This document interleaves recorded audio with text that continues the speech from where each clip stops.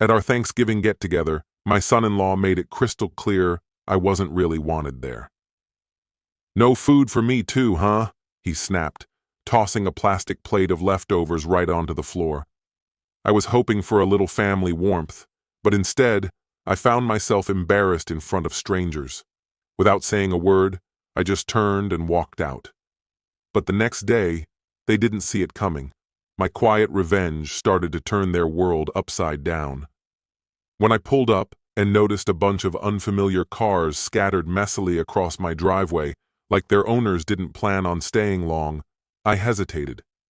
I glanced at my watch. It was 5 p.m. when I walked up to the front door of the house I had built with my own hands 30 years ago. I knocked, hearing laughter and the dang glasses clinking from inside, but nobody came to the door. I knocked again, and finally it swung open.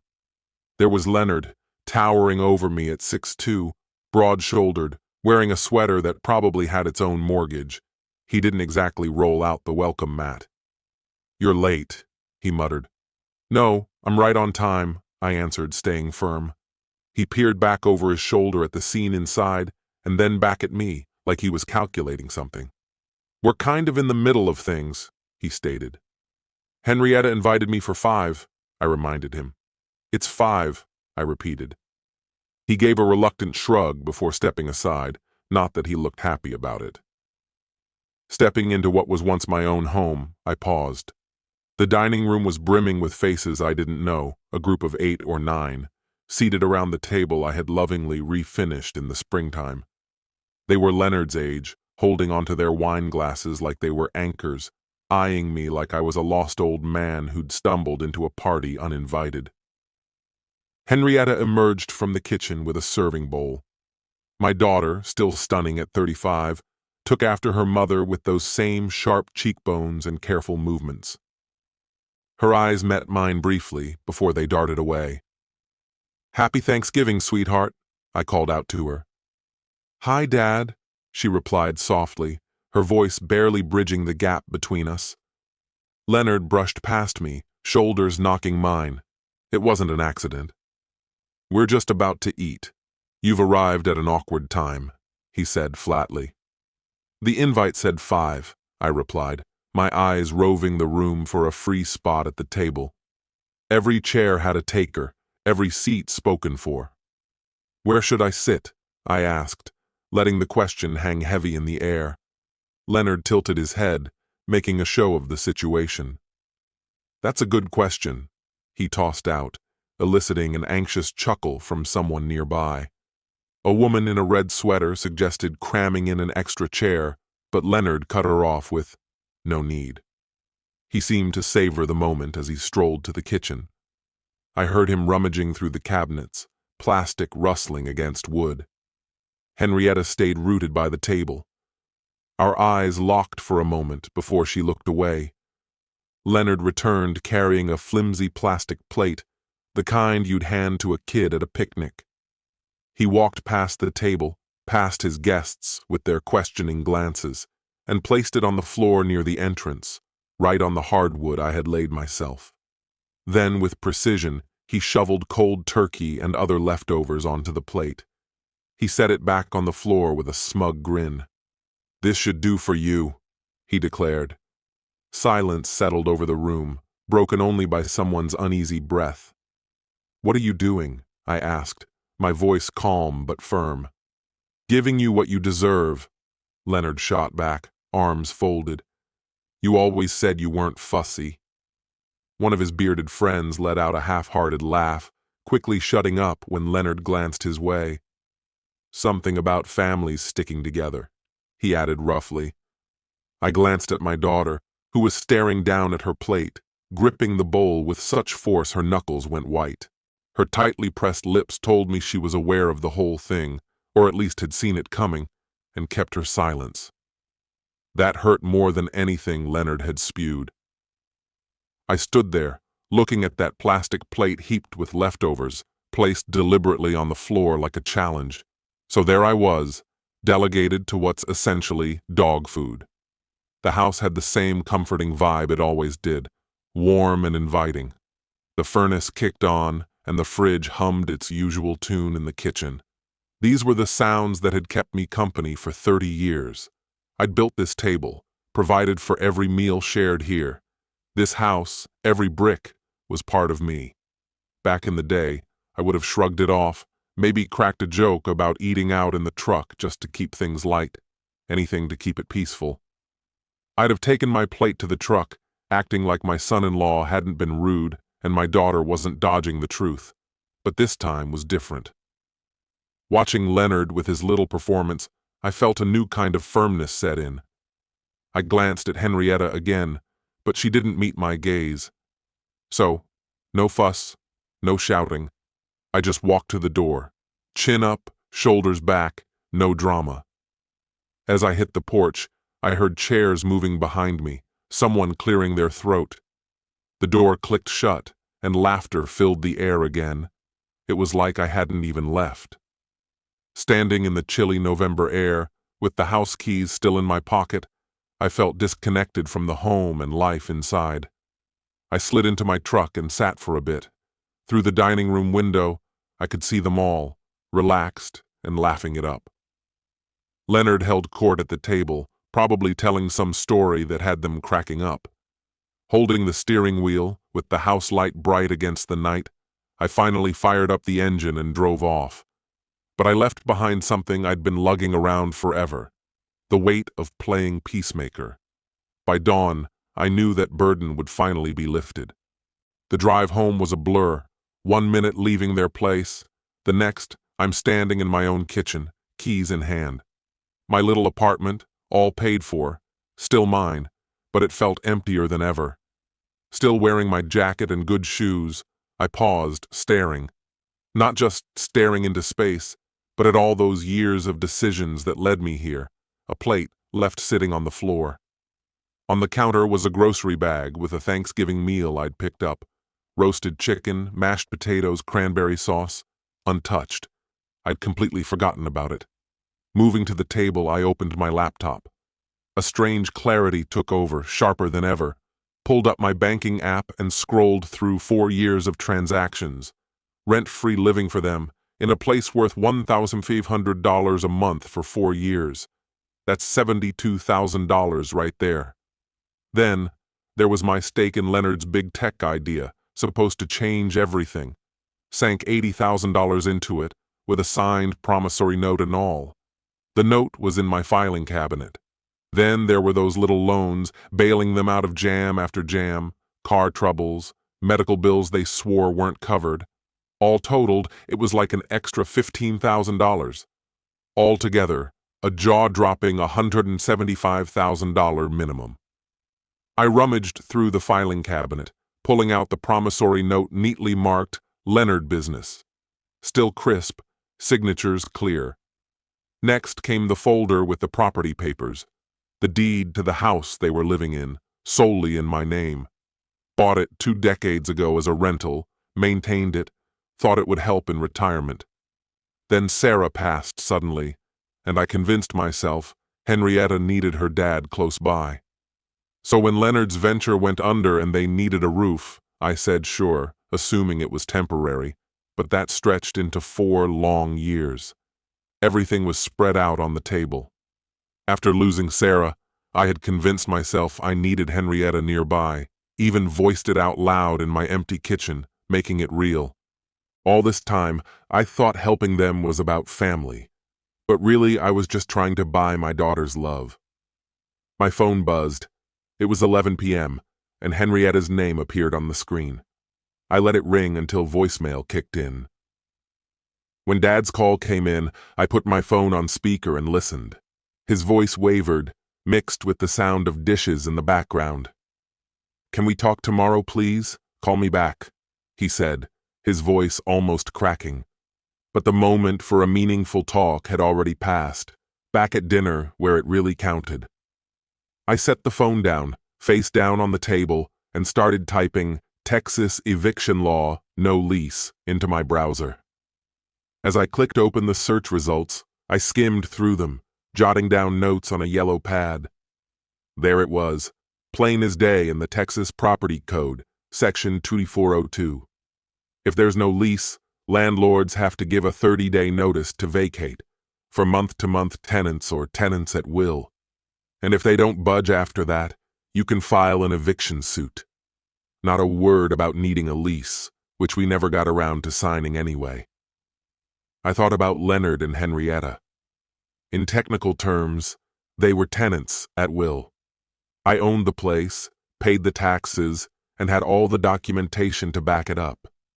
I dived deeper, looking into the nitty-gritty of enforcing promissory notes under Texas law. For written contracts, you've got 4 years to act, and Leonard's note was only 3 years old, so it was still good. The night just kept rolling on, and as I watched the sky change colors outside my window, I stayed wide awake, buzzing with energy from this decision. As dawn broke with its pink and gold glow sneaking through the blinds, my decision felt more concrete. For years, I convinced myself that I was avoiding conflict, tricking myself into believing I was maintaining peace. But all I was really doing was shrinking, losing more ground until I barely had a space of my own.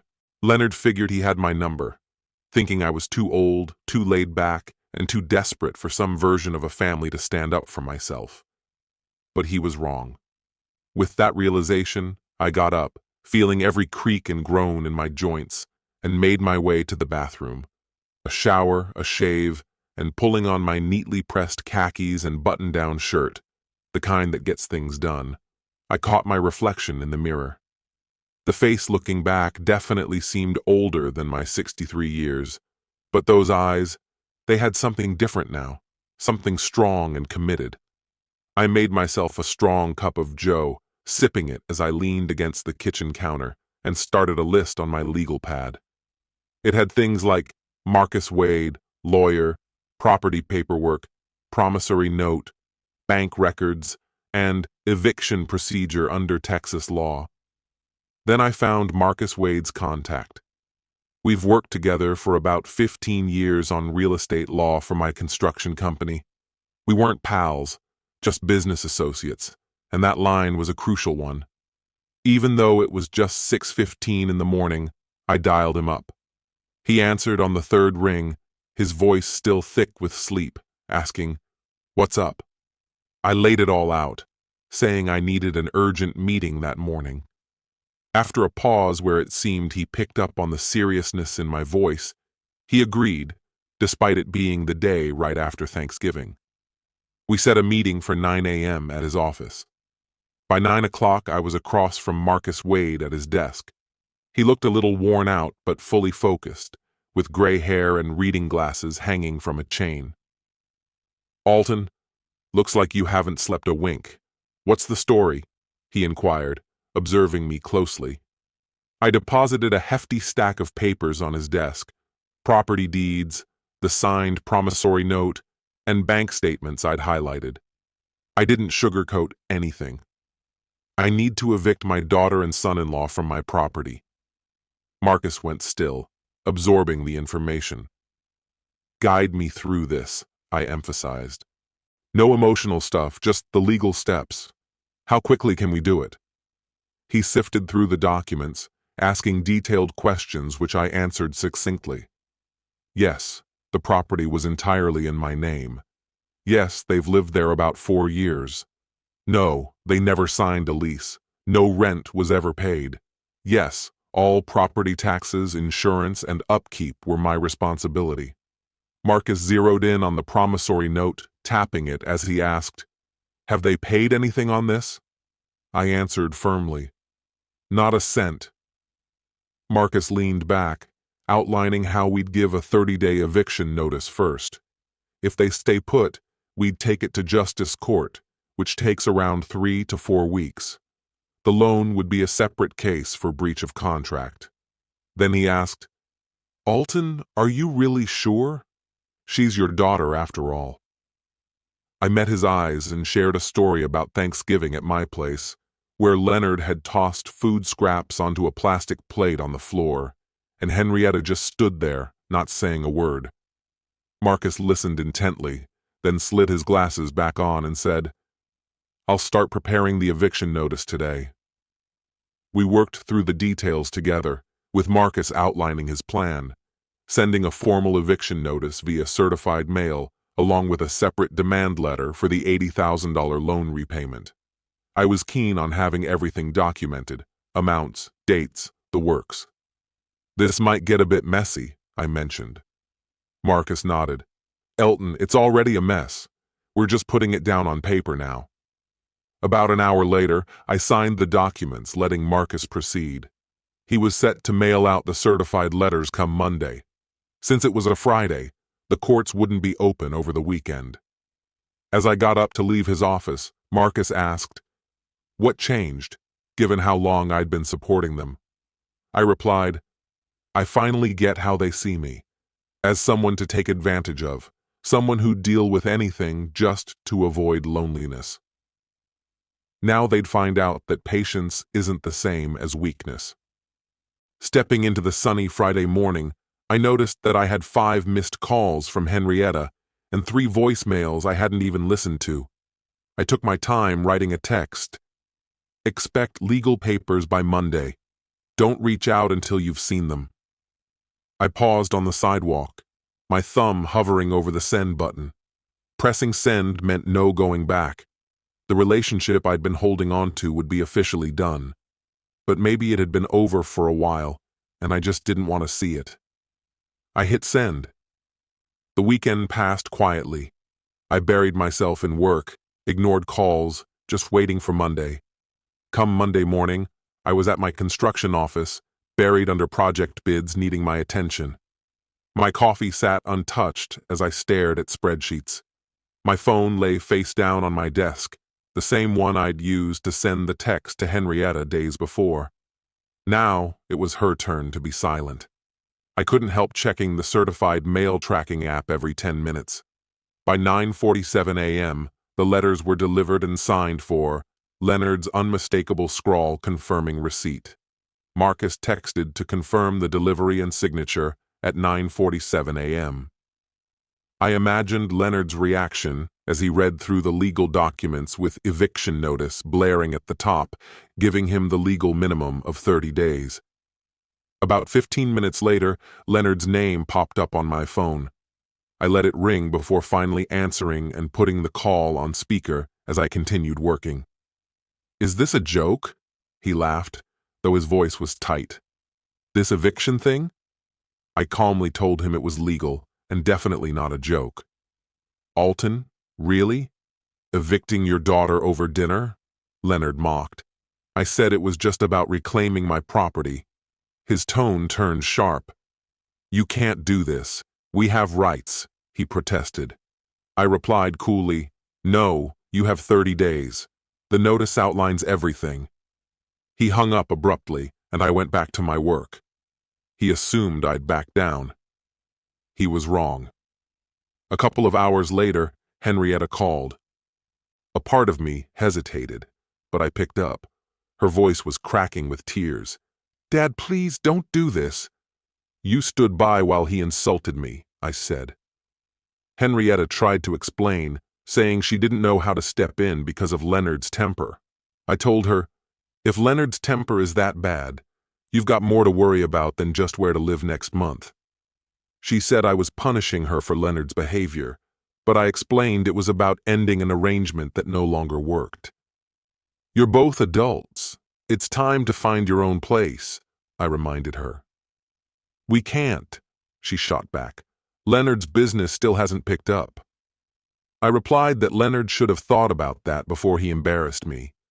She pulled every trick in the book, from recalling cherished memories to reminding me that I was all she had left after her mom passed. She hoped to sway my emotions. Just a week ago, it might have worked. She even brought up the $80,000 Leonard owed. "How are we going to pay that?" she begged. Leonard's signature on that promissory note meant it was a legal debt, and I wasn't going to cover it anymore.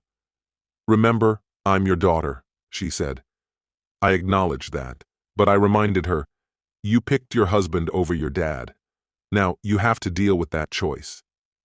I ended the call, flipping the power dynamic.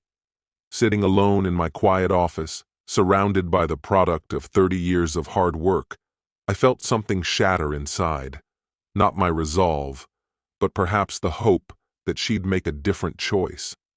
Later that day, Marcus informed me that Leonard's lawyer, Simmons, had reached out. Apparently, this guy handled everything from traffic tickets to cheap divorces. What did he want? You asked. Was he ready to deal? I told him that wasn't the case. He asked if there were any issues with the eviction notice. I said there weren't. He wanted to extend from 30 to 60 days, but I pointed out that the law sticks to 30 days. Marcus added more details. Simmons tried framing it as a moral duty to family, but Marcus swiftly shut him down, reminding him that this was straight-up property law, not some family mediation session. Leonard apparently got heated, insisting he had rights after living there for years. "What did you say about that?" I asked. I explained that without a lease or rent history, his rights under Texas law were pretty slim. He didn't take that well. After we ended the call, I checked out Leonard's social media on my laptop. Scrolling through recent posts, I saw him having lavish dinners at fancy restaurants just 2 weeks ago. He had a new watch, looked like a Tag Heuer, easily $1,500. There were also vacation photos from Colorado in October. Somehow couldn't pay rent, but a Colorado trip was possible, I noted. That told me all I needed to know. That evening, Leonard called again, and his tone had changed. He was no longer angry. Instead, he sounded like he wanted to negotiate. I heard Henrietta crying in the background. "Alton, let's be reasonable. Can't we come to some agreement?" he pleaded. The time to talk it over was long before Thanksgiving. "All right, I messed up," he admitted. I accepted his apology but reminded him he still had 29 days to leave. "What about the debt? I can't pay $80,000, he said. I told him if that's the case, he'd see me in court for the debt judgment. Desperation colored his voice. "You'd really take your own daughter to court?" he asked. I pointed out that the note was in his name, not hers, but since they're married, they needed to figure it out. There was silence before his voice took on a low, threatening tone. "You'll regret this, old man. You think you're sharp with your lawyer?" I reminded him again. 29 days. The clock's running. I hung up. Later, I sat at my kitchen table, looking over the paperwork Marcus had sent. These were additional documents I'd asked for: utility payment history in my name, property tax records from the last 20 years, all paid from my account, not his. Insurance documents, maintenance receipts. Everything was in place to back my legal position. I picked up an old photo from a box on a shelf. It was from Henrietta's college graduation. Her mom was glowing beside her. Sarah was so proud that day. I remembered holding the camera, thinking we'd have many more moments like this. Did I get it wrong? The question hit me hard, but no, I was finally getting it right after years of being taken advantage of. Then my phone buzzed. A social media alert. Marcus had texted, asking me to check something out. I opened the app and went to Leonard's profile. He'd just posted something new, just a few minutes ago. The post was lengthy, angry, and completely full of lies. I read it twice, each line making me more furious. I called Marcus. "We need to meet tomorrow," I said the moment he picked up. "He's declared war." So there I was, hunched over my phone as its glow cast shadows in my dim living room, rereading Leonard's post for the third time. I had to make sure I wasn't imagining things. Every single word he wrote was like a punch to the gut. The headline was an outright accusation. Father-in-law throws his daughter into the cold this Christmas. What a sob story he whipped up. "Heartless eviction, wintertime cruelty," it screamed. "Bad guy. Me." What Leonard conveniently left out, though, was how Thanksgiving was served on disposable plates, the 4 years they stayed in my house for free, or the $80,000 that vanished without a trace. Oh, he had no problem dragging other stuff in, like how devastated my wife was, how her elderly, frail dad was supposedly kicking them into the streets, complete with photos of Henrietta looking all upset. There was even a picture of the front of my house, making it seem like it was theirs. They were all smiles in a photo at a restaurant, too, like a happy family. Every bit of truth he knew turned into a twisted lie. One part of Leonard's rant made my grip around the phone tighten. After years of caring for him, maintaining his home since his wife passed, he's giving us 30 days to vacate. I've tried everything. Family should stick together, shouldn't it? Fast forward, and this post was already causing a stir. 47 comments showing support, and 12 shares. People saying, "That's terrible. How can he do that?" Sending prayers. Meanwhile, my inbox was slammed with messages from folks I knew expressing their concern. Everything they commented was technically possible, but the way he framed it turned truth into lies. I quickly called Marcus. "How bad is this hitting us?" "It's tough, but plays no role in our legal fight," Marcus assured. "He's baiting you into squabbling online. Don't respond." "So, I'm supposed to let him publicly slander me?" "Yes, fight this in court, not on social. Hang tight, Alton," Marcus advised. Sleep barely found me that night. By sunrise, Leonard's post had blown up to 200 comments. Tuesday at work was a blur. In the office, I couldn't get anything done. My phone wouldn't stop pinging. Concerned friends, outraged strangers reacting to the viral post. An old friend reached out asking what was going on. Past clients were frustrated. "Never thought you'd do this," said an unknown number. Around 10 a.m., my secretary walked in, looking bothered. "3 calls, worried about the company's stability," she reported. "What?" I blurted out. "The Meyer project client wants reassurance about our reliability." Rumors were spreading. If family gets treated this way, what about business? Then Henrietta put out her own message, a short but emotional plea about feeling left out in the cold. The kicker: I never thought money would mean more to my dad than his child. A nostalgic photo of her, as a happy kid sitting on my shoulders, was included. It pulled at me. Everyone was siding with Leonard as if they knew the whole picture. I wanted to lash out, set things straight. But Marcus's advice stuck. Stay silent. Later that day, Deborah from accounting gave me a ring. She's the one who keeps our construction company's books in line. She never calls without reason. "Alton, there's something odd you might want to check out," she started. "What's up?" I replied, already feeling uneasy. "I noticed some oddities in the books, spanning back about 18 months. My stomach dropped. "Like what?" "You remember when Leonard said he'd help out with vendor contacts because of his marketing background?" Deborah asked. A pause hung in the air. "Swing by the office. I need to show you something face to face." So, about 20 minutes after realizing there was something fishy, I found myself in front of Deborah. She was already on her computer, ready to show me what she'd found. "I stumbled upon these oddities when I was putting together your tax documents," she said, before turning the screen towards me. And there it was. Leonard had been pretending to be a partner in my business, using my contacts.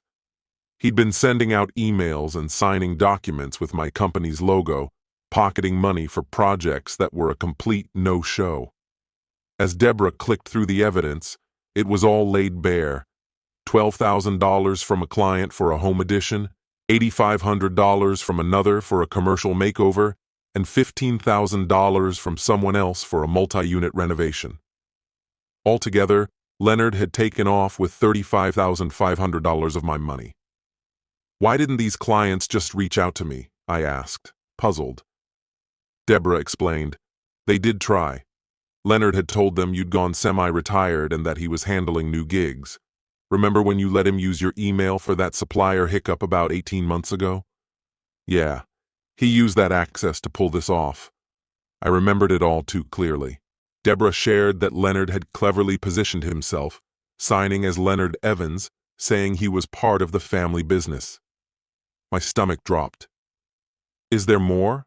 I asked, not really wanting to hear it. Deborah hesitated, then pulled up a different folder. Well, there's another thing. While digging for property records for taxes, I found Leonard had filed something at the county office about 9 months ago. Up came a PDF, an official-looking county document. It showed a gift deed supposedly transferring my house to Leonard with a suspicious signature that looked like mine. But thankfully, the notary stamp was bogus. So, how did it not go through? I asked. Deborah explained.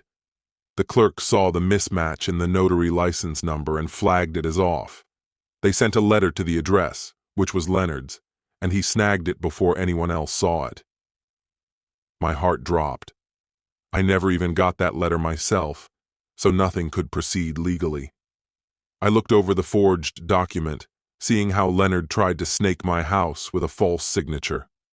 Deborah added, and considering the social ties, being strategic, Leonard launched a media campaign against me.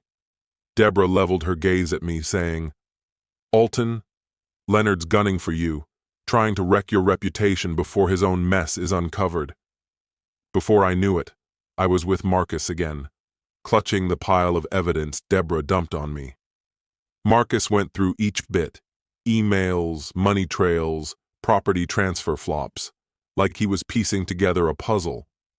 I watched him go from concerned to crystal clear. This turns everything around, he stated. We're looking at wire fraud, forgery, theft by deception, big charges. I mentioned the online tirade Leonard was spinning. Marcus shrugged, saying, that only shows he knows he's guilty. It's his way of trying to twist the narrative before the truth hits the fan. Naturally, I wanted to know what steps we'd take next. Marcus sketched out the plan. File a police report. Get the victims to lodge complaints too. Sure, Leonard could argue it's revenge because of some eviction, but Marcus brushed that aside. There's hard evidence here, he summarized. Signatures, notary fakes, witness accounts, they add up to more than just he said, she said. Leonard thought if he dragged my name through the dirt, no one would buy my side once the truth emerged, but he forgot I'm always buttoned up. Marcus got to work on the report while I grabbed my phone, dialing the first number Deborah noted. Thomas Green, the one involved with the $12,000 gig. On the second ring, Mr. Green picked up. Hey there, it's Alton Evans from Evans Construction, I began. We need to chat about Leonard. He laughed, kind of bitterly. So he got you too, huh? It's actually worse. Can you meet tomorrow? Was his response. I've been waiting for 2 years for this conversation. We set a meet-up, and I left Marcus's office juggling piles of evidence, feeling the bright December sun as I strolled through downtown Austin. Passing a coffee shop, I spotted someone glued to a laptop, probably checking out Leonard's posts. They eyed me like I was the bad guy. Let them think what they like. By the end of the week, the real story would be out. Reaching my truck, I decided it was time, and I called the Austin Police Department. I kicked the whole thing into motion with just 5 words. I need to report fraud. Walking into the police station, the place was heavy with the mixed aroma of burnt coffee and cleaning chemicals. Next to me was Thomas Green. We both sat there quietly, fully aware of the mess Leonard had made. He had a manila folder in his hands, overflowing with the same kind of evidence of Leonard's misdeeds that I had. In no time, Detective Sarah Morrison called us in. She was the picture of experience, probably in her 40s, wearing a sharp suit, wedding ring, and her glasses dangling from a chain. Her office was as no frills as you could get, just a desk and some files piled around. She gestured for us to sit, flipping open her notepad. Mr. Evans, let's start with Leonard. What's his last name? She asked. I realized, pretty sheepishly, I didn't know. I said, even as family, Leonard kept a lot to himself, thinking about how I trusted him because my daughter vouched for him. Turning to Thomas, she said, you were his first victim, right? Over the next hour, we unloaded everything. Deborah's financial statements, bogus emails, and the failed property deal. Thomas had his own signed contract with Leonard's name on it, along with deposit slips and a collection of ignored calls and emails. Morrison meticulously photographed every document, every piece of information meticulously added to the case file, verifying each one in turn. "Mr. Green, why wait 2 years to come forward?" Morrison queried. "I tried going to the authorities," he responded, "but they brushed it off as a civil matter, said to handle it in small claims court. Seemed like too much hassle." Morrison nodded, understanding. "Impersonating another's business qualifies as theft by deception," she commented. She jotted a few notes before asking, "How many other victims are there?" "According to my bookkeeper, at least a couple more," which Morrison checked with a few calls, letting us hear both ends. Maria Castellano picked up on the second ring, confirming how Leonard had scammed her, walking away with an $8,500 deposit on a remodel that never materialized. Then there was James Wu, who paid $15,000 for a project that never left the ground. Both had filed complaints that didn't get them anywhere. After that third call, Morrison commented, "That's a clear pattern."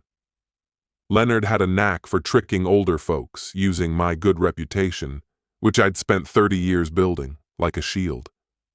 The realization struck me hard. He didn't just steal money. He stole my identity, tarnishing my name. By mid-afternoon, Detective Morrison had enough to call Leonard in for an interview. I was back at my desk, neck deep in paperwork, when Marcus rang me up. Leonard's been scheduled for a voluntary interview the next day at 10 a.m. I asked whether they'd arrest him on the spot, but Marcus said, "Not immediately. They'll talk to him first, see if he'll confess or try to explain."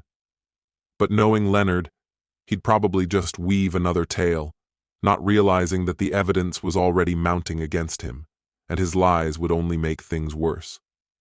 Later, my phone rang, and Henrietta's voice was shaky. "Dad, the cops have contacted Leonard. They're grilling him over some fraud thing." I explained that I was the one who tipped off the police. Silence sat heavy between us as she processed that. "You went to the police?" she finally said. "He swindled 3 people out of more than $35,000 by pretending he was part of my crew," I explained. "No way Leonard wouldn't do that," she insisted. I laid everything out. Emails, bank records, witness testimonies. It wasn't up for debate. "You're trying to throw him behind bars," she accused. "I'm just providing the facts. The law will decide the rest," I replied. She paused, and I could hear Leonard's angry voice faintly in the background, shouting something I couldn't catch. "How many people?" she asked, shifting from her usual accusative tone. "At least 4, possibly more," I answered. She ended the call without another word.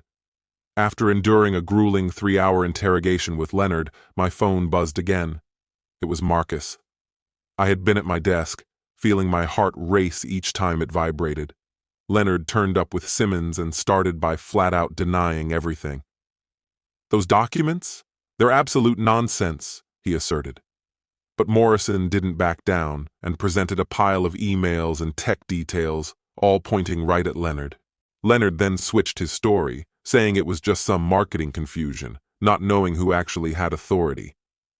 I closed my project folder. "And what about the fake deed?" Morrison pressed on. Leonard spun a tale about how he stumbled upon it while checking property details, acting like he hadn't the slightest clue it was a forgery. You could hear the triumph barely contained in Marcus's voice. Morrison mentioned Leonard was drenched in sweat by the end. "Did he crack it all?" I inquired. "Not directly, but Simmons, his lawyer, looked like he was going to be sick. He knows Leonard's just making stuff up, and he knows Morrison's onto it too," Marcus explained. "So, what's next on the agenda?" "Morrison's passing it along to the district attorney.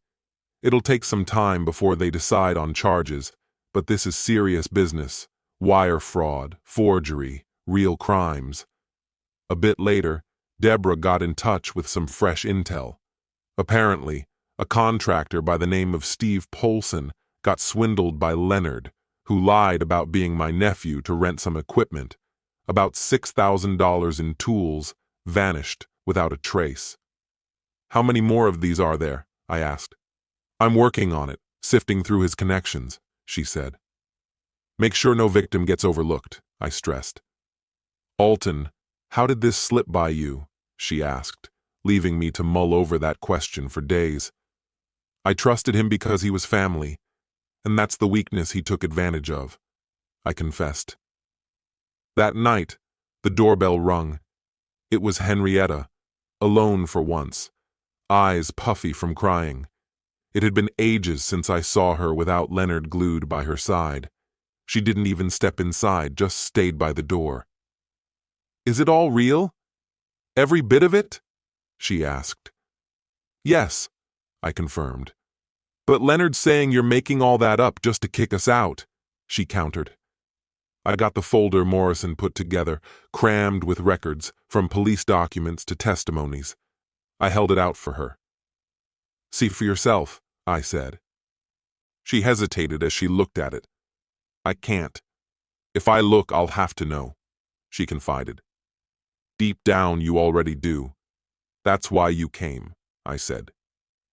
She stood there, hugging herself against the December cold as shadows danced on her troubled face. He's your husband, I reminded her. I understand loyalty, but don't confuse it for love when it's just clinging to a facade. That's not real love. It's fear. She left without touching the folder, but the fact she came alone was a shift. Her first step away from Leonard's hold. The next day, Marcus updated me that the court had slotted the eviction for the middle of March, about 10 weeks out. Leonard would face the fraud investigation long before then, with potential criminal charges taking another month or so to figure out. Leonard's lawyer filed for a delay, claiming it'd be unfairly burdensome and accusing me of getting back at him. He tried twisting some of Leonard's online posts to paint my intentions as vengeful instead of just trying to reclaim what was mine. The judge didn't buy it and dismissed the request quickly because the evidence didn't back up any revenge motive. Word around the community had it that Leonard needed $80,000 and was desperately reaching out to past friends, distant family, and even acquaintances he hardly knew, but everyone turned him down. It was like he was trying to stay afloat in quicksand, and every attempt to grab hold of something was slipping away. February dragged on, cold and barren. I took a red marker and highlighted the March court date on my kitchen calendar. Then, as I brewed my morning coffee, the phone rang. It was Marcus, from the district attorney's office. He informed me that Leonard was officially facing charges of wire fraud, forgery, and theft by deception. When is the arraignment? I asked. Next week, he answered. But here's the twist. The eviction hearing and the criminal preliminary were now bundled together. What does that mean for Leonard? It means he's facing everything all at once. The house, the financial troubles, and the criminal offenses. I stared at the calendar, feeling the weight of those 3 weeks, each day mocking me as justice dragged its feet. My phone buzzed, a message from Henrietta wanting to talk without Leonard there. Her words practically lingered over me. My daughter needed a one-on-one chat, away from her spouse. I shot back a quick, tomorrow, then sat alone, mulling over whether I'd just scored a win or if we were all on the brink of losing everything. The courtroom was where truths would unravel, 3 weeks from now. Time hit this weird pace, both racing and crawling. Before I knew it, I was trudging up the courthouse steps, which felt steeper than ever before. Marcus hauled our hefty evidence binders as though they were weightless, even though they meant everything to us. Over on the other side, Leonard stood with his lawyer, trying hard to mask his hostile glare. The facade of the devoted family man slipped when nobody else was looking. Inside, the courthouse had its own vibe, a blend of floor polish, aged wood, harsh lights, and the distant buzz of other proceedings. Leonard and his lawyer settled in on one bench, while Marcus and I occupied another. Henrietta was the last to come in, marching down the hall and parking herself right between us, her loyalties visibly torn. Leonard gestured for her to join him, but she just stayed put. As folks walked by, Leonard mustered a sorrowful grin, murmuring to his lawyer just loud enough for an audience, "I just want my family back." When he lightly touched Henrietta's shoulder, I caught her subtle flinch, a tiny detail, but there it was. When the court official announced our case as Evans versus Leonard and Evans, it gave a formal edge to our clash. We shuffled into a modern courtroom where the judge sat elevated, and the gallery was nearly deserted. My buddy Thomas Green was there, off in the back for moral support, while an unfamiliar young guy sat behind Leonard. As we moved inside, Leonard whispered to Henrietta, "Remember what we talked about?" Her response was quiet, yet firm. "I remember everything." Leonard failed to catch the layered meaning, but I didn't miss it. Judge Catherine Rhodes came in all businesslike, immediately honing in on the papers as we settled down. No grand speeches, just straight into it. This case wasn't only about eviction. It was tied to criminal charges against Leonard. Marcus, standing to present, unfolded the case from the property owner's angle. He laid out every detail crisply. The property deed under my name alone, tax records with every payment made by me, utility bills in my name too, no rental agreements or rent records with the current tenants in sight. It was an emotionless, systematic dismantling. 4 years of rent-free living, totaling $72,000 plus an outstanding $80,000 promissory note. Legally, Leonard and his crew had no grounds to stay. Judge Rhodes turned the spotlight to Simmons, Leonard's attorney, asking if he contested these points. Simmons countered, saying the eviction was retaliatory. Her response? Retaliatory based on what? He implied a family spat spiraling into a criminal investigation. Yet, she wasn't swayed. A squabble doesn't conjure tenant rights out of thin air. Could he show any paid rent receipts or proof of ownership? Simmons had Leonard testify. Leonard's angle was clear from the get-go. Play the righteous son-in-law, pitching in after his wife's demise. He claimed he'd maintained the property, funded repairs, and cared for Alton, weaving sympathy into his testimony. Leonard's voice wavered, aiming for the troubled, sincere tone. "Mr. Leonard, could you explain why you think Mr. Evans wants you out?" the judge inquired. Leonard exhaled heavily. "I think he's just lonely and upset, perhaps taking it out on us because he can't cope with losing his wife." Marcus swiftly intervened. "Your Honor, this seems off topic. Mr. Evans's emotions don't supersede property laws." The judge nodded. "Let's keep to the facts." "Mr. Leonard," she pressed, "do you have any proof of rent payments or any ownership claim here?" He hesitated. It was kind of an unspoken family deal. No documents necessary." But the judge was unmoved, reminding him, while family might function that way, the law does not. Marcus decided to share the shady stuff Leonard had been wrapped up in. It wasn't exactly tied to the eviction, but the judge thought it might help to get a feel for Leonard's character.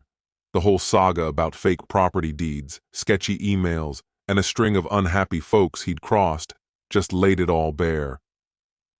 Leonard started to crack under the spotlight. "Mr. Leonard, did you use false documents to change the property ownership?" the attorney pressed. "This is a different matter. I shouldn't have to clarify that here," Leonard shot back irritably. Another question followed. "Did you fib about being a partner at Evans Construction to secure clients' deposits?" Simmons, Leonard's attorney, immediately stepped in. "Objection. He's got the Fifth Amendment rights. He doesn't have to answer," he insisted. "True, but this is civil court. We can infer from silence," Judge Rhodes pointed out. Leonard just sat there, sweating bullets and keeping quiet. Marcus ended with, "No further questions." When the judge called for a break, people began to shuffle out. Leonard cornered Henrietta by the water fountain and pressured her. "You need to testify. Tell them about your father leaving us," he urged. She shook her head. "I don't think I can," she replied softly. Leonard was stunned. "What?" "I saw the emails. Dad explained how you used his business to misappropriate funds." He seized her arm. These were business strategies he didn't grasp, he insisted forcefully. Henrietta broke away.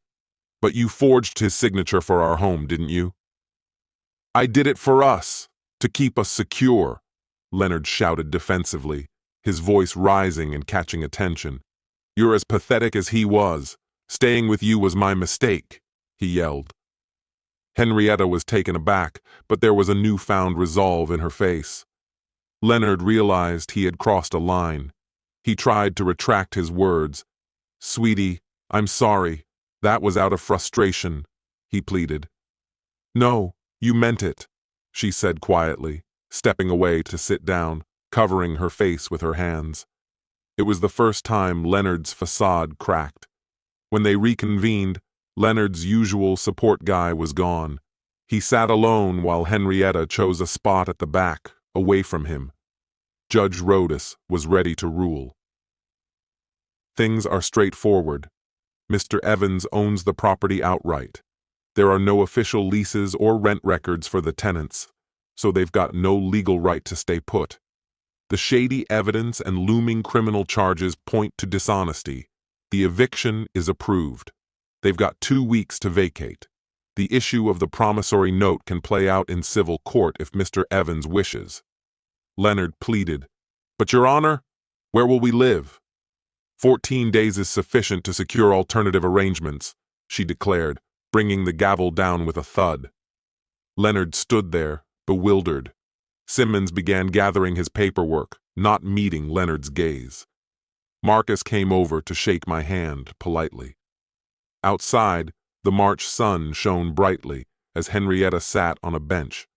Leonard stormed past us without so much as a look in our direction. I joined her on the bench, and we sat in silence at first.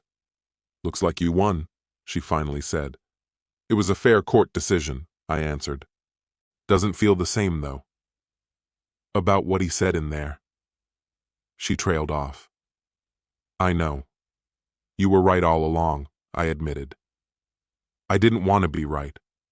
I was hoping I was wrong," she confessed quietly. "What's your plan now?" I asked. "I don't really know yet, but I won't be with him," she replied firmly. I took out a card, jotted an address on the back, and handed it to her. "It's a short-term rental I have. Stay there until you work out things. First month's on me," I offered. Soon she was tearing up, holding the card and finally taking a good look at me.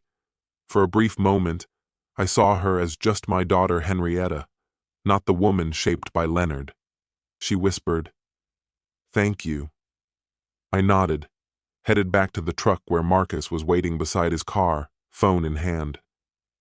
"The DA wants a word. Leonard's lawyer is suggesting a plea deal. Everything's moving fast," he mentioned. I glanced at the courthouse again, but Leonard was nowhere to be seen. Henrietta remained on that bench, clutching the card as she pondered her next steps. I got into my truck and fired up the engine. They had 14 days before they'd need to clear out, but I couldn't shake the feeling that Leonard would be gone long before then. Wow, that whole situation unraveled a lot quicker than I ever anticipated. I was barely done sorting out the court documents when my cell buzzed. The caller ID showed a number from the Austin area, but it was unlisted. Usually I wouldn't bother answering, but something told me I needed to take this call.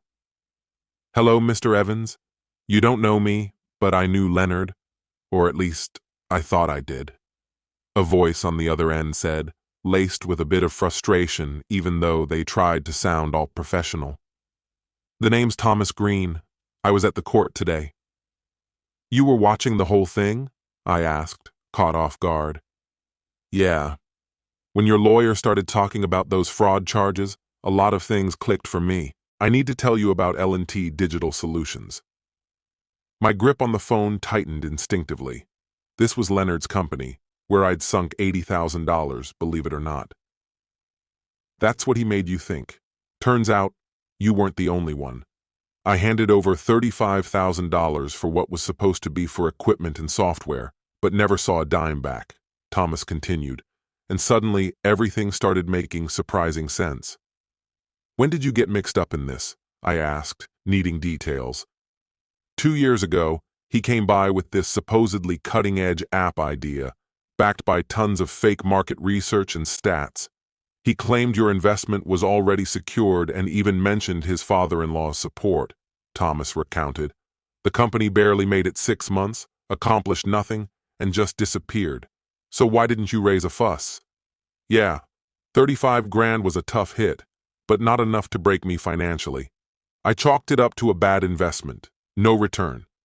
But when I heard he did the same to construction clients using your name, that was the tipping point. He's already tangled in a mess of charges, fraud, forgery, the works. Count me in. I want him to pay for every last lie, Thomas declared. I handed him the contact for Marcus, my lawyer, and then phoned Marcus straight away. Marcus, this is a big deal, I said urgently. Maybe not exactly good news, but legally crucial. It shows deliberate action. You know how many others he's ripped off now? We've tallied 7 victims so far. Altogether, we're looking at over $100,000 lost, he told me. That figure hit me like a punch to the gut. I'd been the one who brought Leonard into my circle and introduced him to my business contacts. I couldn't shake the feeling that I set this all in motion. No, he chose to be a con artist, Marcus interrupted my thoughts. All you were was a pawn he played. There's a world of difference there. The next morning, I got a call from Mrs. Chen, the sweet older lady who's lived next door for over 40 years. Alan, is everything all right, dear? There's a moving truck at your place. Are they taking your furniture? What exactly are they taking? I asked, my pulse quickening. Looks like they're loading up that dining set you've had forever and that old desk from your office, she said.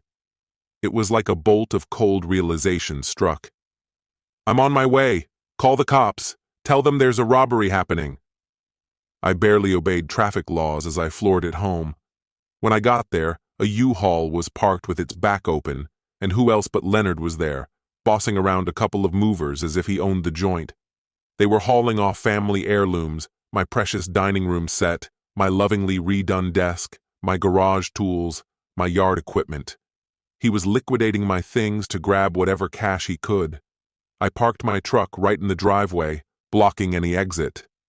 Leonard turned around, and his eyes went from shock to a defiant stare. The movers paused, sensing the tension. That's my stuff. Put it back now, I ordered. It's my place now, so they're my belongings. Leonard spat back. Your place? There's still 13 days left on your lease, I snapped. That furniture's been with me 20 years longer than you have. Can you prove it? He sneered. Yeah, I've got old photos, receipts, and my parents' estate papers to show for it. You want to add theft charges to your repertoire? I shot back. One mover turned to Leonard. You told us all this was yours. It is. He's lying, Leonard shouted. That's when Deputy Hayes showed up, the same officer who dealt with the eviction papers.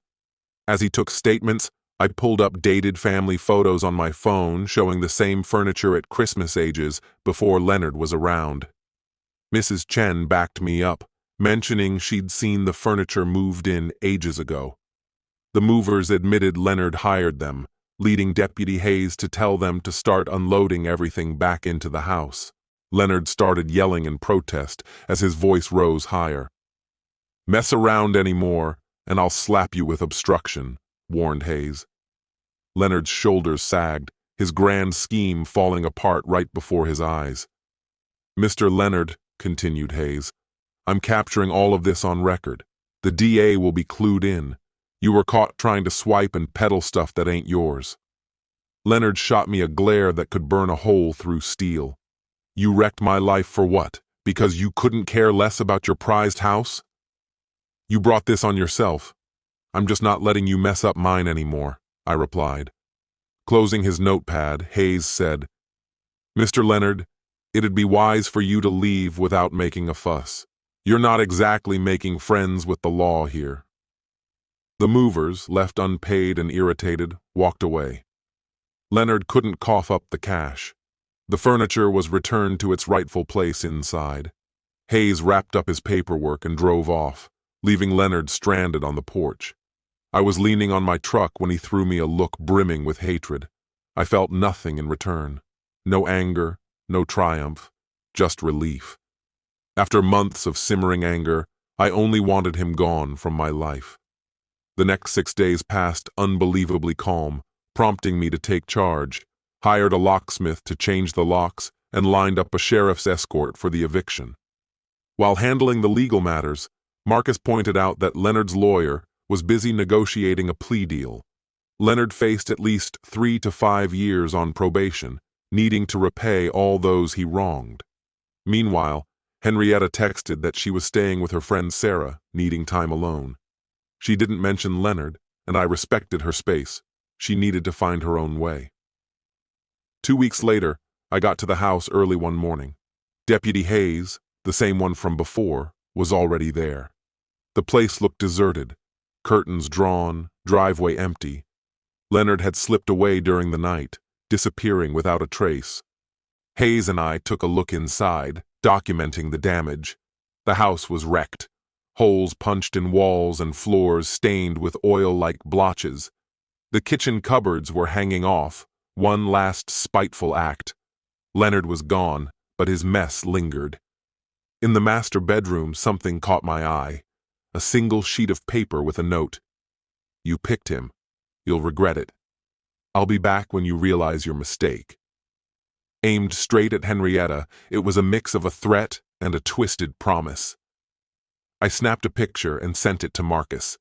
As I calculated the costs to fix this chaos, probably thousands, my phone buzzed. Henrietta was calling. Standing in that wrecked kitchen, I answered. Her voice was small, unsure. Dad, can we meet? I want to talk. In the background, I recognized a voice that made my stomach sink. Leonard's, soft but clear. She was with him. I asked, Where are you? Silence filled the line for a tense few seconds. A coffee shop, neutral ground, she finally said. He showed up and, Dad, I don't know what to do. Grabbing my keys, I told her, Text me the address. I'm on my way. Don't leave with him, promise. She did. Arriving at the coffee shop, it didn't take long to take stock. Henrietta at one table, Leonard at another, separated by a woman, maybe Sarah, acting as a buffer. As I opened the door, the bell signaled my arrival. Leonard's expression turned icy, while relief washed over Henrietta's face. The young woman there, alert and watchful. You told him? Leonard accused, sounding betrayed. I thought this was between us. Henrietta spoke up. I said I'd call my dad. This is about us, our relationship. I asked Henrietta if she was all right. Yes, Sarah's been here all along, she reassured me. Leonard shot me a disdainful look. This isn't your business. It's between me and my wife. Then why does she look frightened? I countered. She's not frightened, just confused, Leonard retorted. Thanks to you for turning her against me. Henrietta's voice was quiet, but firm. Dad didn't turn me against you. I saw who you really were at the courthouse. That wasn't me, Leonard argued. I was under stress. I stepped forward. So who's the real you? The one who forged my name, swindled clients? Leonard stood, towering over the table, but Sarah moved protectively closer to Henrietta, drawing curious looks from the patrons. I did it all, Leonard exclaimed. For us. For our future. You've done things like stealing and lying and hurt people because of it. I told him straight up. He sighed. Yeah, I messed up, but what's important is that Henrietta knows I love her. Henrietta wasn't having it. She squared her shoulders and asked, "Do you even love me?" "How can you doubt that?" he replied, sounding hurt. "You embarrassed me in public, called me pathetic, and even said you should have left me," she reminded him. His words stumbled over each other. "I was just angry, didn't mean a word of it." Henrietta cut through his excuses. "Yes, you did. I saw it in your eyes." Trying to be sweet, Leonard pleaded, "Come on, let me make it right." Her voice didn't waver as she answered, "You can't fix this. You said leaving was the right move, and it was. Not because you loved me, but because you were only in love with the perks. My dad's house, the money, the connections. But you're married now. Really think about what you're saying. Your new man's just using you." "Stop trying to twist things," Henrietta shot back, determined. I stayed on the sidelines, giving her the floor. She had been in my corner for so long, now was her time to take charge. Leonard then tried a new angle, putting on a pitiful face, eyes glistening with supposed tears. "I've got nowhere else to go. You're everything I have," he pleaded, reaching for her hand, but she pulled away. "You're in this situation because of your own choices. You're the one who lied, stole. Your decisions, not ours," she pointed out. "We were in it together," he tried. "We made those decisions as a team." Henrietta shook her head. "No, I was just your facade. You hid behind us to do what you wanted." His voice got shaky as he continued, "Do I have to grovel? Fine, I'm begging here. Just one more shot." "You've had more chances than anyone deserves," she snapped. "With every lie and insult, with every time you made me feel small, I gave you another shot." Sarah, trying to comfort her, touched her arm gently. "It's time to go." "Yeah, let's get out of here," Henrietta agreed, grabbing her jacket. Leonard's mood flipped on a dime, and his fake vulnerability turned to cold fury. He grabbed her wrist, and I took a step forward while Sarah reached for her phone. "Walk out and you'll regret it," he hissed. "Is that supposed to be a threat?" she asked, freeing her arm. "It's the real deal. You actually think you'll manage without me? You're weak and always will be." "Maybe," she allowed. "But I'm learning." He turned his gaze on me, blaming, "This is all your fault. You destroyed what we had." "There was never a real family, only a hostage scene," I shot back. Then a barista came over. "Is there an issue here?" Sarah raised her phone. "I've been filming since he laid a hand on her." Leonard saw the phone, realized he was in hot water, and backed off, muttering, "You'll regret this," as he headed out the door. I watched him through the window as he got into a beat-up car and drove away. Henrietta sat down, trembling, with Sarah close by for support. I stood back, giving them space. After about 20 minutes of quiet, Sarah excused herself, leaving me and Henrietta alone. "Dad, I'm sorry," Henrietta finally said, looking my way. "Sorry for what?" I asked. "For not seeing things clearly, for not trusting your perspective, and for messing up Thanksgiving." "You were in a tough place," I reassured her. "You went for what seemed safe. Loyalty and commitment aren't bad choices, even if misapplied. We just don't always recognize the truth until we're set to face it. I couldn't force you to see it." Tears filled her eyes as she confessed, "Fear of being alone screwed me over. After Mom died and marrying Leonard, I lost who I was. I couldn't stand by while he tore you apart, even if it seemed harsh at the time. Did you hate me for standing my ground?" "No, I wasn't mad at you.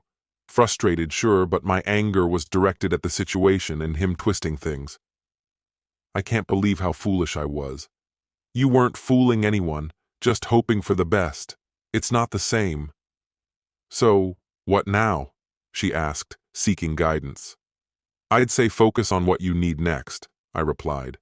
"Maybe a divorce, start fresh, and figure out who Henrietta really is, without others dictating that." She began searching for divorce attorneys on her phone. "Think Marcus could recommend someone?" I want this done properly, no loose ends. I gave a small nod, showing I agreed with what she decided. She took off her wedding band, laying it on the table between us, and stared at it for a second, then pushed it toward me. Could you keep this for me? I don't want it right now, but I'm not ready to throw it away either. I slipped it into my pocket without saying a word. We got up and walked out of the coffee shop together, stepping outside into the afternoon sunlight. Sarah, standing by her car, flashed an encouraging smile at Henrietta. As I reached my truck, Henrietta paused. Dad, could we do dinner sometime? Just you and me? A tightness in my chest, something that had been there for years, seemed to relax a bit. Of course, anytime. You're always welcome. She gave a small, genuine smile. Just then, my phone buzzed with a text from Marcus. District Attorney offered Leonard a plea deal, 3 years probation, full restitution to all victims, guilty plea to felony fraud. He has 48 hours to decide. If he doesn't take it, they'll go to trial. I showed Henrietta the message. She read it, her eyes steady. Good, she simply said. We each got into our cars and drove off.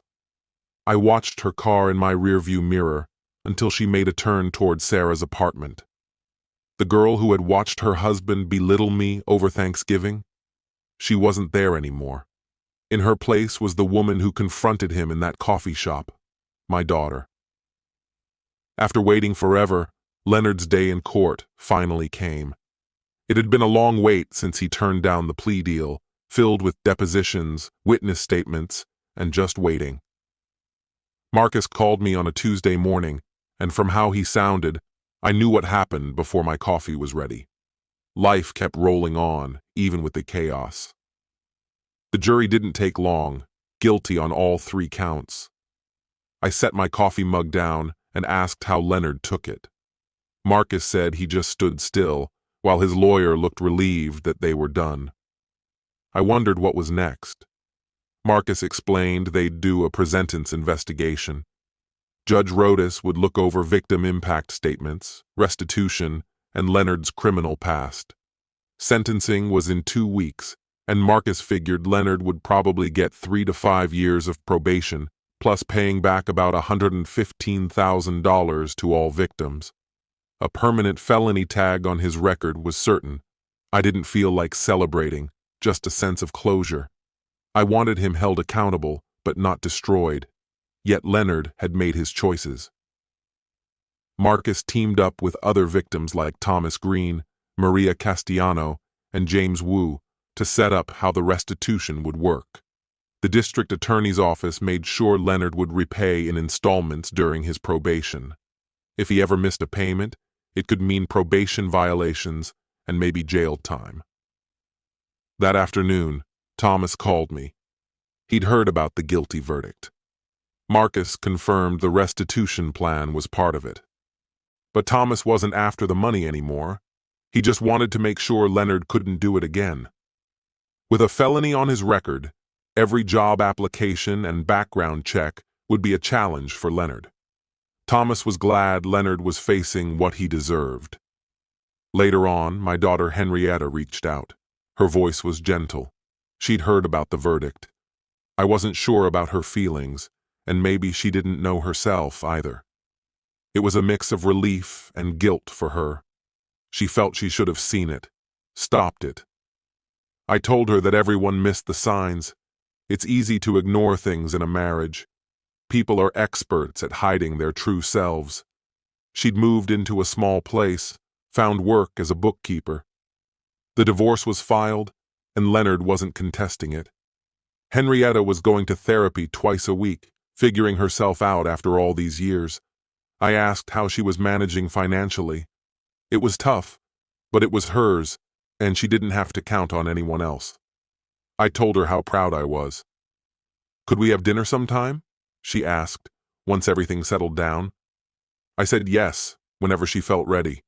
She wanted to earn my trust, but I let her know she had already earned it by standing on her own. 2 weeks zipped by as I threw myself into work. Thursday finally came around, and it was the day of the sentencing. Marcus and I found ourselves in the gallery seats alongside several victims, people like Thomas Green and Maria Castellano, whose stories I knew well from sorting through stacks of documents. Henrietta, however, decided not to show. Leonard shuffled in, looking small and lost in his county jail jumpsuit. His lawyer made a brief pitch about taking responsibility and threw in a plea for a bit of compassion. Thomas Green was the first to speak, detailing the financial and emotional toll on him. Then Maria Castellano, an elderly woman, described how the con left her with nothing. The district attorney read statements from victims who couldn't be there. I kept my silence. Marcus had assured me that reaching a civil settlement was enough. Judge Rodas sifted through her notes and then directed her attention to Leonard. She laid it out plain. He'd pulled off a slick and premeditated scheme, abusing the trust of family, business partners, and older clients. Though he had never been in trouble before, this didn't lessen the severity of his cons.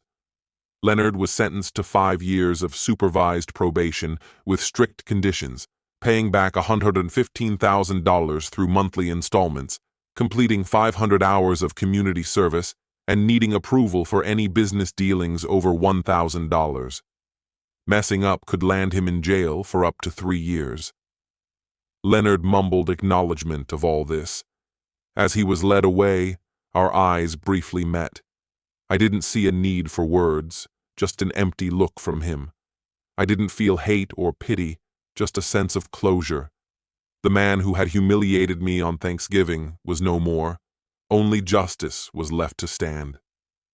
Outside, Marcus and I were greeted by a bright, sunny day, completely at odds with the heavy-hearted proceedings inside. It was all done now, officially. The house repairs had set me back $8,000, and the legal fees had piled up to $15,000. Quite a chunk of change, but what mattered most was reclaiming the house, and Leonard couldn't dodge his debts anymore.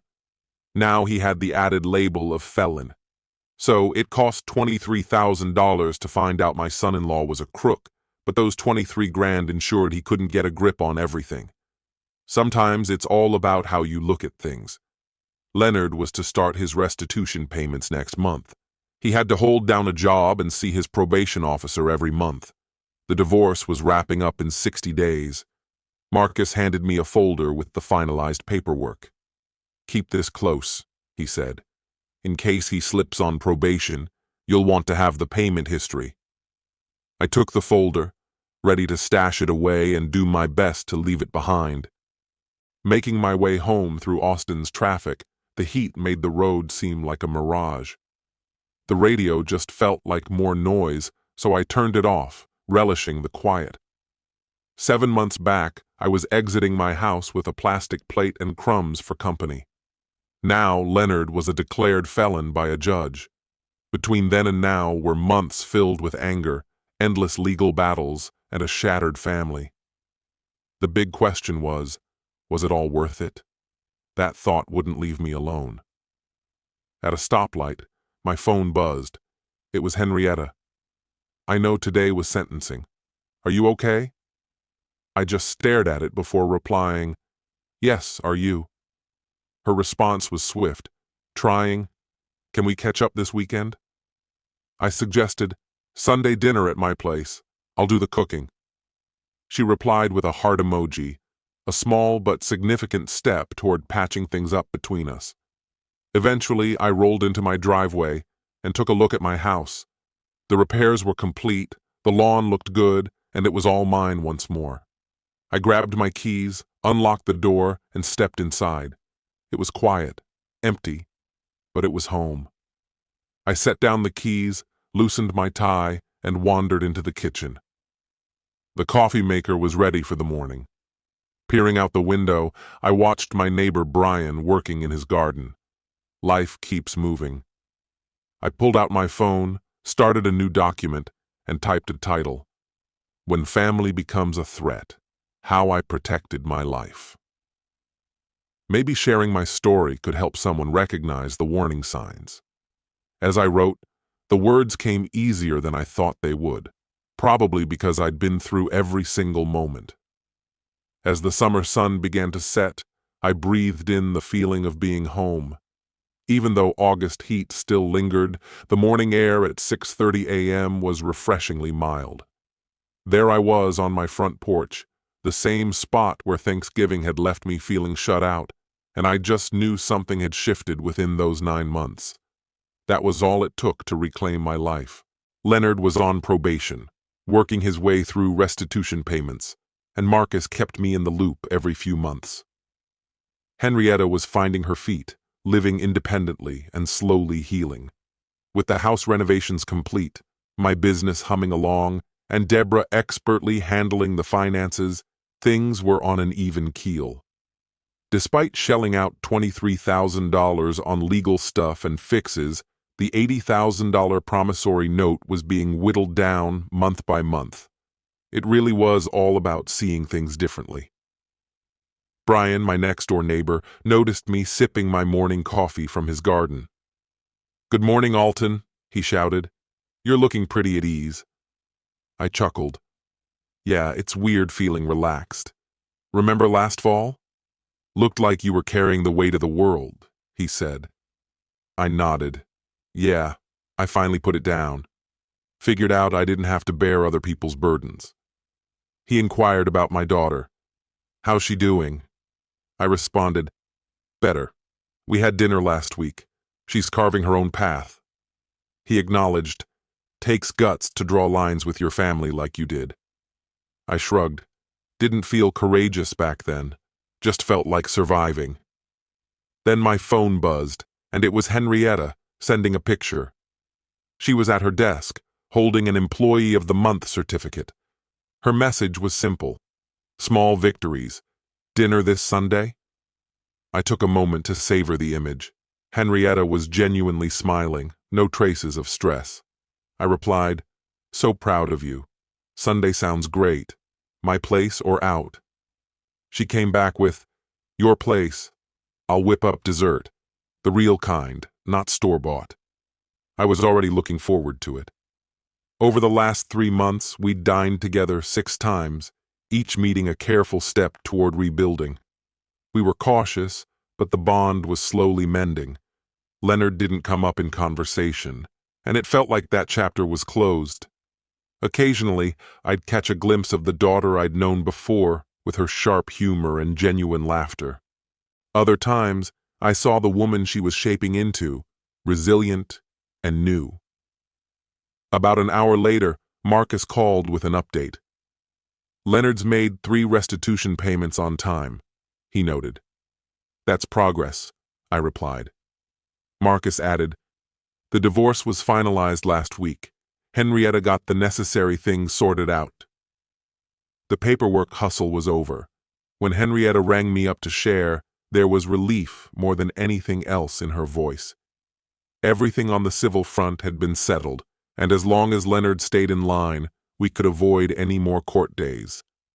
I thanked Marcus for all his support. He truly made navigating through it all seem simple. He knew the right steps, remained patient, and never lost his cool, even when emotions wanted to take control. Strategies don't always feel clear-cut, but that's the nature of the best-laid plans, isn't it? After Marcus hung up, I turned my attention back to my laptop. I was crafting a thorough account of my experiences, not out of spite or to drag anyone through the mud, more as a beacon for others in similar situations. It was titled, "When Family Becomes a Threat: Recognizing Financial Abuse and Protecting Your Assets." In it, I detailed warning signs to heed, like family freeloading without a foreseeable end, dishing out loans with no records, or being isolated from relationships. I also covered legal safeguards, keeping every document, property records, promissory notes, and steps to combat emotional manipulation. I wasn't doing this just for me. It was for someone out there, feeling trapped at 70, or for the elderly woman harboring fears as her kids seemed to watch for her demise to snatch up her money. For anyone who equates family with enduring mistreatment. I paused and looked at a framed photo on my desk. In it, A young Henrietta, barely 5, was on my shoulders, giggling in a park. That image had been a comfort during the darkest days. That little girl was forever a piece of my heart, but I had come to terms with her absence as she grew up. The woman Henrietta had become might be flawed and wounded, but she was on a healing journey, and I could love her without letting that love bring me pain. That was the crux of it all. Love doesn't mean losing yourself. The afternoon sun baked the porch planks, so I shifted to the shady spot with my coffee, already gone cold.